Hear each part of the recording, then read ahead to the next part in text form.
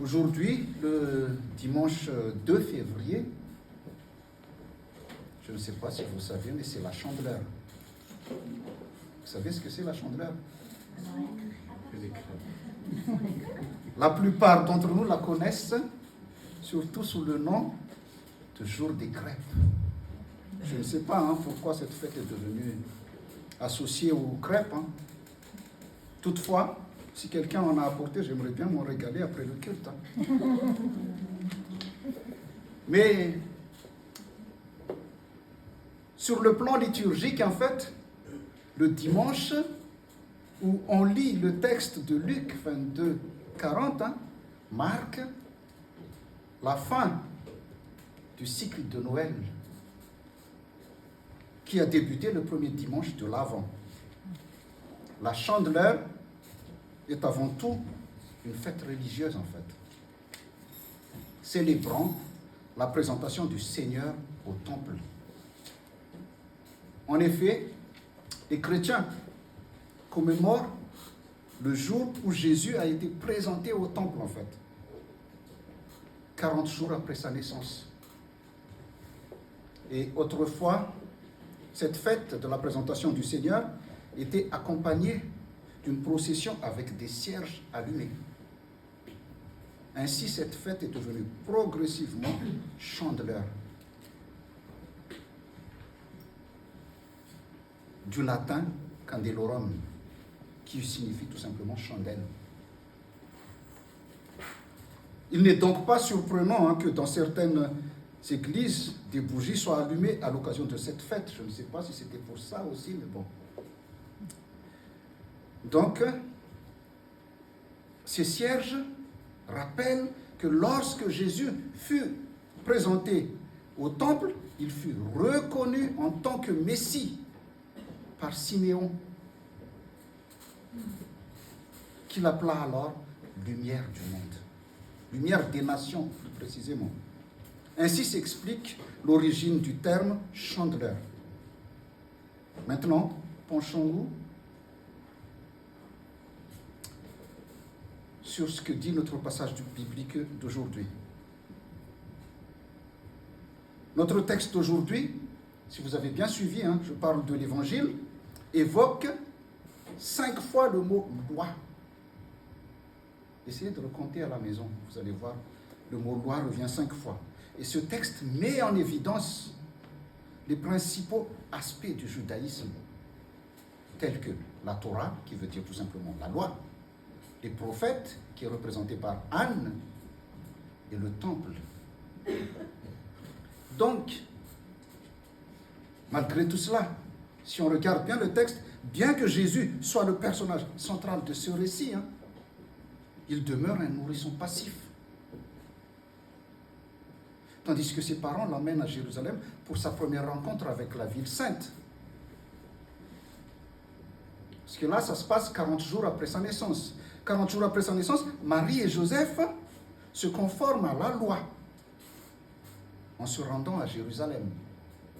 Ils ne sont pas allés pour le plaisir, ils se conforment à la loi. 2 raisons les y poussent. Tout d'abord, il s'agit de purifier rituellement Marie.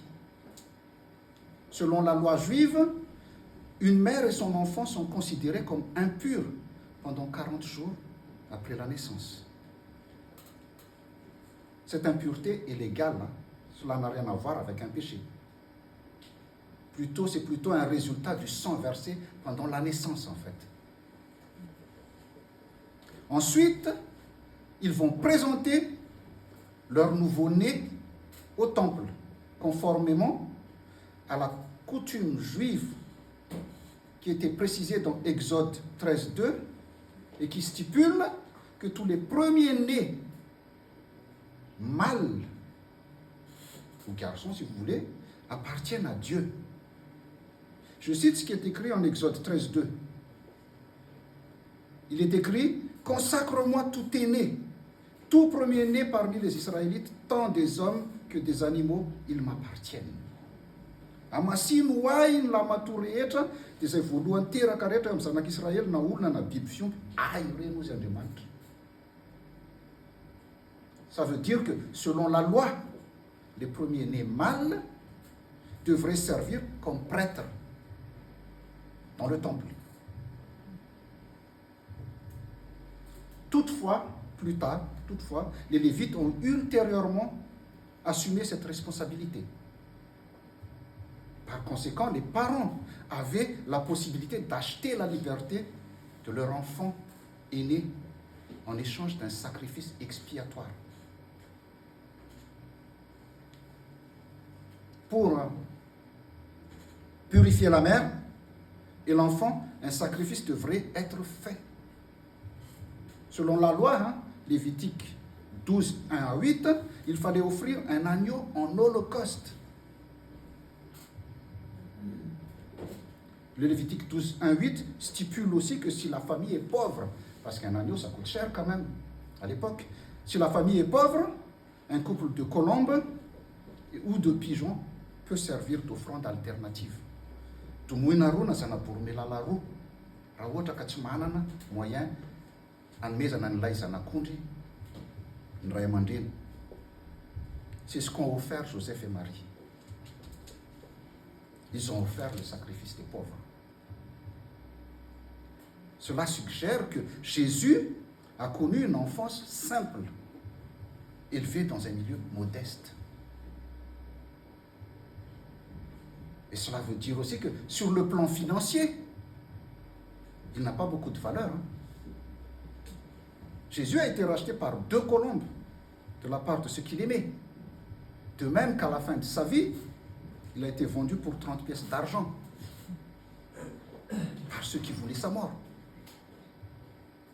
Mais, cependant, ce petit montant représente le don le plus précieux que Dieu ait jamais fait au monde.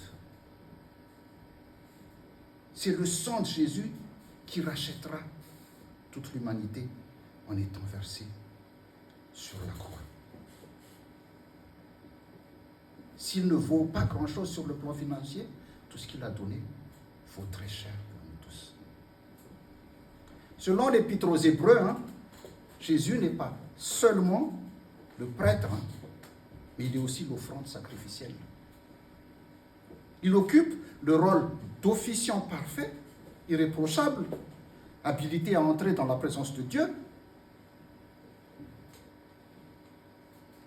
En effet, il incarne simultanément l'offrande, l'autel et le prêtre en fait. Il constitue le sacrifice idéal, exempt de toute faute, de toute imperfection, ce qui lui a permis d'expier nos transgressions et de rétablir la paix entre Dieu et nous. En outre, Jésus personnifie tout simplement la loi, les prophètes et le temple.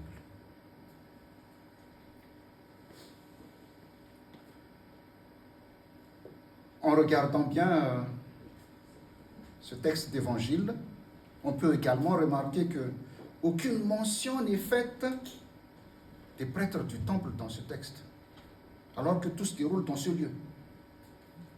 Ce sont 2 personnes extérieures au monde sacerdotal de l'époque, Siméon le vieux, Siméon et Anne la prophétesse, qui accueillent Jésus. Pourquoi? Que devons-nous comprendre par là? Assurément une critique adressée aux dirigeants qui n'ont pas accueilli ni reconnu Jésus. Un reproche à l'image de celui que Michée, le prophète Michée, a annoncé en s'en prenant aux autres, entre autres, aux chefs d'État, aux faux prophètes et au clergé, y compris les prêtres.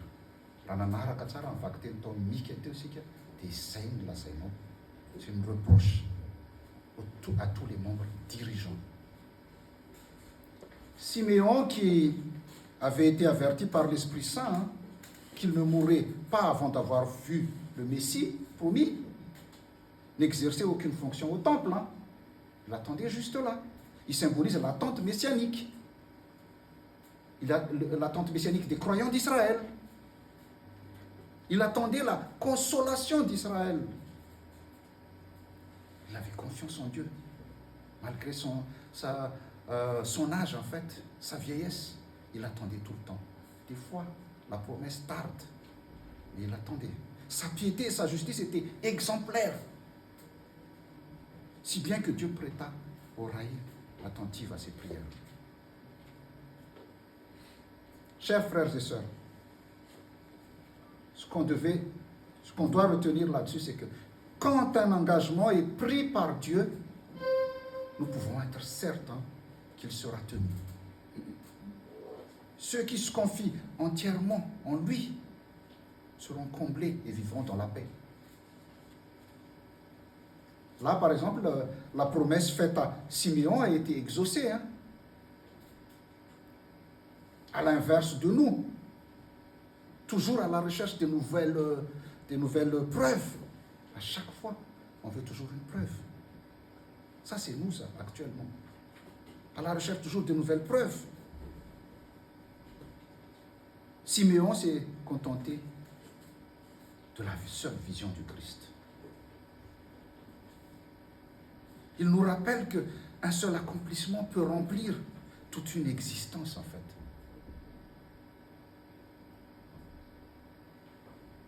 Siméon s'est attaché à l'essentiel, Jésus-Christ, et sa grâce lui a suffi. Il ne tenait dans ses bras qu'un nouveau-né, un tout petit bébé. Mais il savait que ce bébé portait en lui le salut divin. Et désormais, il savait que désormais, c'est par ce petit enfant, Jésus, que s'établira la relation avec Dieu. Cela veut dire que Jésus est le nouveau temple qui nous permet de nous connecter directement avec Dieu. Si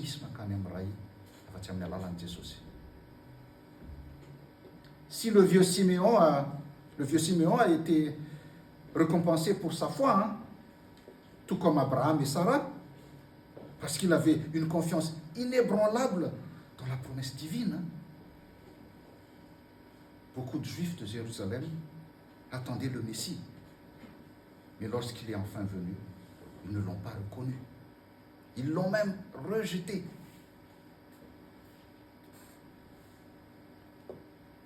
Si nous ne percevons pas la voix de Dieu, c'est peut-être parce que nous ne l'attendons pas assez.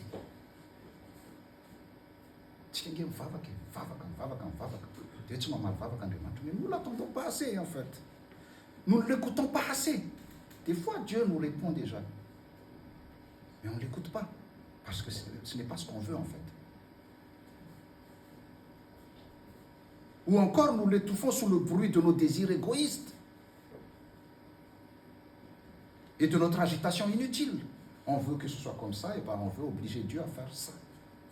Ce n'est pas ça.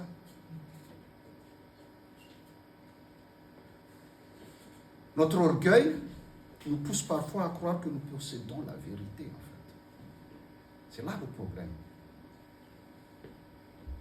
Ce qui peut nous égarer et nous faire refuser de la reconnaître, cette vérité, lorsqu'elle se présente à nous. Les Juifs ont rejeté Jésus, alors que c'est Jésus le Messie qu'ils attendaient.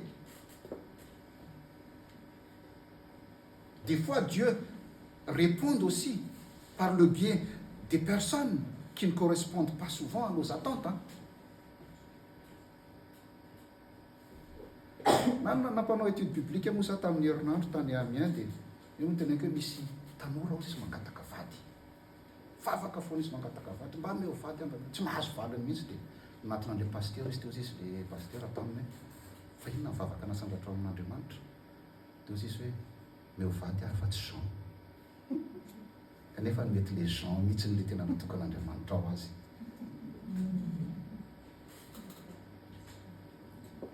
Chers frères et sœurs, l'Évangile nous invite à adopter une attitude ouverte et non hostile, bienveillante plutôt qu'égoïste, flexible et patiente plutôt qu'inflexible. Tsy izay ao anatin'ny sainao no terenao masaka fotsiny ohatra voalobotsy zao zay fiteny izay. Tsy izay no terenao ataon'Andriamanitra. Anjaranao no mamantatra les signes que Dieu met devant toi. Ce qui compte pour Dieu, en fait, c'est notre disposition envers Jésus-Christ, et non notre apparence de vertu.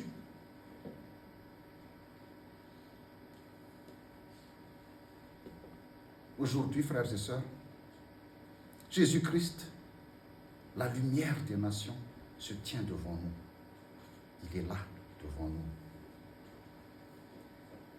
Souvenons-nous que chaque individu est le temple du Saint-Esprit.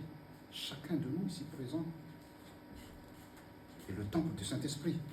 Donc, c'est-à-dire le temple de Dieu. Comme Siméon et Anne, nous sommes invités à entrer donc dans la foi. Mais saurons-nous identifier et recevoir Jésus quand il se présente à nous? Saurons-nous identifier et recevoir Jésus, tout comme ils l'ont fait, Anne et Siméon, en quittant cet endroit aujourd'hui? Combien parmi nous pourront dire « Mes yeux ont vu le salut » ? Est-ce que nous pouvons dire cela en partant d'ici? Mes yeux ont vu le salut. Que la grâce de notre Seigneur Jésus-Christ, l'amour de Dieu le Père et la communion du Saint-Esprit soient avec vous tous. Amen.